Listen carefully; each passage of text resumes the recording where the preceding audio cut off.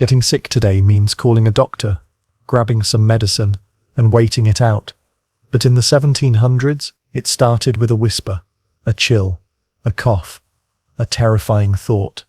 You didn't just fear the illness, you feared what it meant. A fever might signal smallpox, a headache, typhus, a stomachache, dysentery or worse.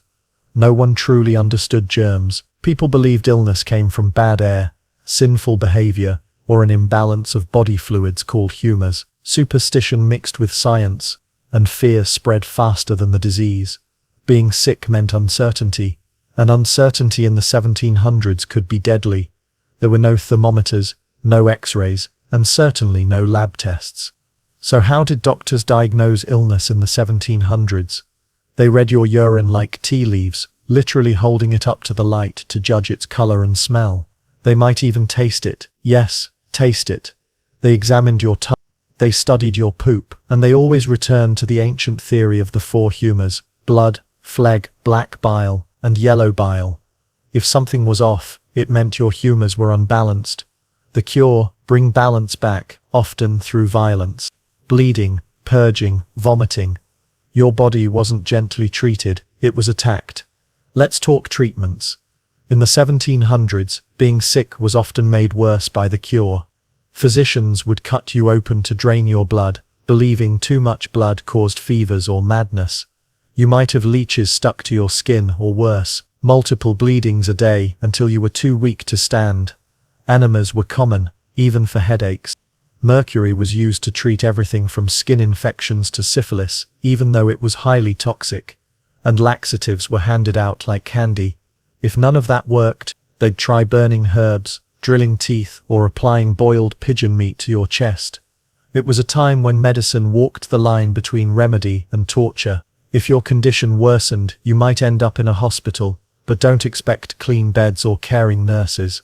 Hospitals in the 1700s were overcrowded, poorly ventilated, and often more dangerous than the illness itself.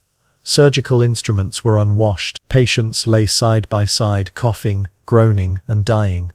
Many nurses weren't trained. Some were criminals or drunks who took the job out of desperation. And anesthesia didn't exist. Surgery was done fully awake, often with other patients watching. If you didn't die from your disease, the infection you caught in the hospital might finish the job.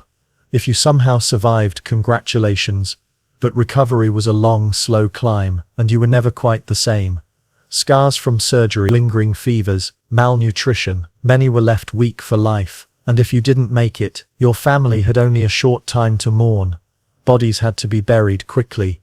Some were even buried with leeches still attached. And yet, amidst the pain, people persisted. They trusted herbalists, midwives, and old remedies passed through generations. Community and belief, often more than medicine, helped people get through the worst. Getting sick in the 1700s was a gamble with death and survival. That was the miracle. Getting sick today is no picnic. But in the 1700s, it was a nightmare wrapped in superstition, pain, and bloodletting.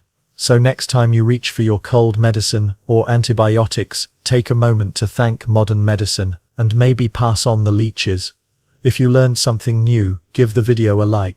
Subscribe for more raw, real, and often terrifying looks into medical history. Comment below which 1700s treatment shocked you the most.